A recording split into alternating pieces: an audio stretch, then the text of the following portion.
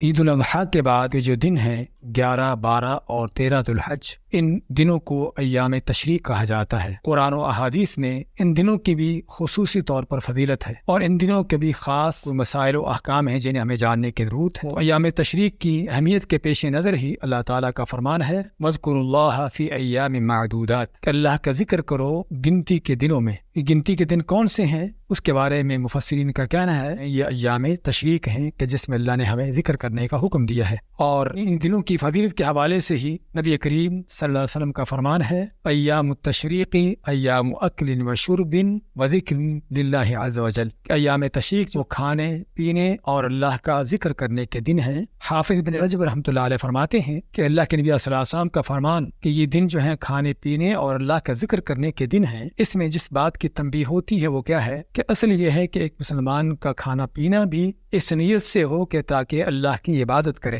اللہ کی عبادت کرنے کے لیے قوت طاقت حاصل کرنے کے لیے اس کا کھانا پینا ہو، نہ کہ صرف دنیاوی لذتوں کی خاطر ہو، تاکہ اللہ تعالیٰ کی یہ نعمت بھی اللہ کی اطاعت میں اس کو استعمال کیا جائے۔ ان دنوں کی فضیلت میں مسند احمد کی حدیث ہے، نبی صلی اللہ علیہ وسلم کا فرمان ہے اعظم الایام عند اللہ یوم النحر ثم یوم القر، کہ اللہ کے ہاں سب سے جو عظیم ترین دن ہیں ان دنوں میں سے قربانی کا یوم النحر ہے، قربانی کے دن، اور یوم القر ہے وہ ذو الحجہ کی 11 تاریخ کو کہتے ہیں۔ تو ان دنوں کے یہ فضائل بیان ہوئے ہیں، اس میں ہم کو کرنا کیا چاہیے؟ اللہ تعالیٰ کا جو فرمان ہے کہ اس میں اللہ کا زیادہ سے زیادہ ذکر کریں، حتیٰ کہ حج کے حوالے سے اللہ فرماتا ہے فَإِذَا قَضَيْتُم مَّنَاسِكَكُمْ فَاذْكُرُوا اللَّهَ كَذِكْرِكُمْ آبَاءَكُمْ وَأَشَدَّ ذِكْرًا، کہ جب تم حج کے اعمال کر چکو تو اس کے بعد اللہ کا اس طرح سے ذکر کرو جس طرح تم اپنے باپ دادا کا ذکر کرتے یا ان کے قصیدے پڑھتے تھے، اس نہ یا بلکہ اس سے بھی زیادہ اللہ کا ذکر کرو۔ اللہ کا ذکر اس میں کس انداز سے کیا جائے وہ ہر طریقے سے ہے، نفل نوافل سے بھی ہے، تسبیحات سے بھی ہے، حمد و ثنا سے بھی ہے،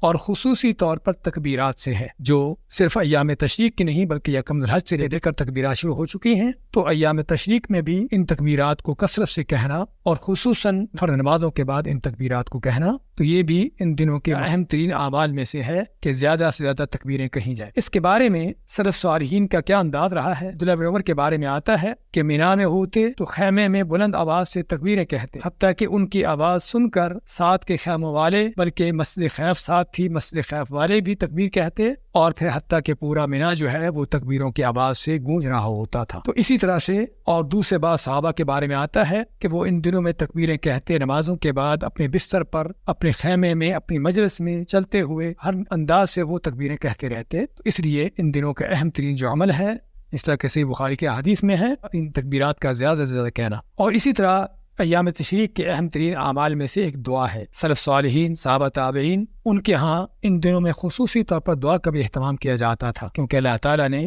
حج کے اعمال جب مکمل کیے ہیں تو ان کو مکمل کرنے کے بعد ہمیں وہ دعا سکھائی ہے ربنا آتنا فی الدنیا حسنہ وفی الآخرۃ حسنہ وقنا عذاب النار۔ تو علماء نے فرمایا ہے کہ اس دعا کی مناسبت حج کے اعمال کے آخر میں اس کا آنے کا مقصد یہی ہے کہ ایام تشریق میں جو حج کرنے کے بعد کے دن ہیں، ان دنوں میں اس دعا کو کثرت سے کیا جائے۔ ان دنوں کے مسائل و احکام کے حوالے سے یہ بھی ہے کہ ان دنوں کا روزہ رکھنے سے منع کیا گیا ہے۔ ام المؤمنین عائشہ فرماتی ہیں، جس طرح کہ صحیح بخاری میں ہے کہ نبی اکرم صلی اللہ علیہ وسلم نے ایام تشریق کے روزے رکھنے سے منع فرمایا، سوائے اس شخص کے لیے کہ جو حج کر رہا ہو، اسے حج کی قربانی میسر نہ ہو تو وہ ان دنوں کے روزے رکھ سکتا ہے، ورنہ کسی کو بھی ان دنوں کے روزے رکھنے کی اجازت نہیں ہے۔ اسی طرح ایام تشریق کے مخصوص اعمال میں سے یا اس کے احکامات میں سے یہ بھی ہے کہ ایام تشریق کے آخری دن تک قربانی کرنے کی اجازت ہے۔ وہ قربانی جو عید کی نماز کے بعد سے شروع ہوتی ہے، وہ ایام تشریق کے 13 تاریخ تک یعنی 13 ذو الحج کی شام تک اس قربانی کا وقت باقی ہے، اور یہ آپ قربانی 11 کو، 12 کو، 13 کو،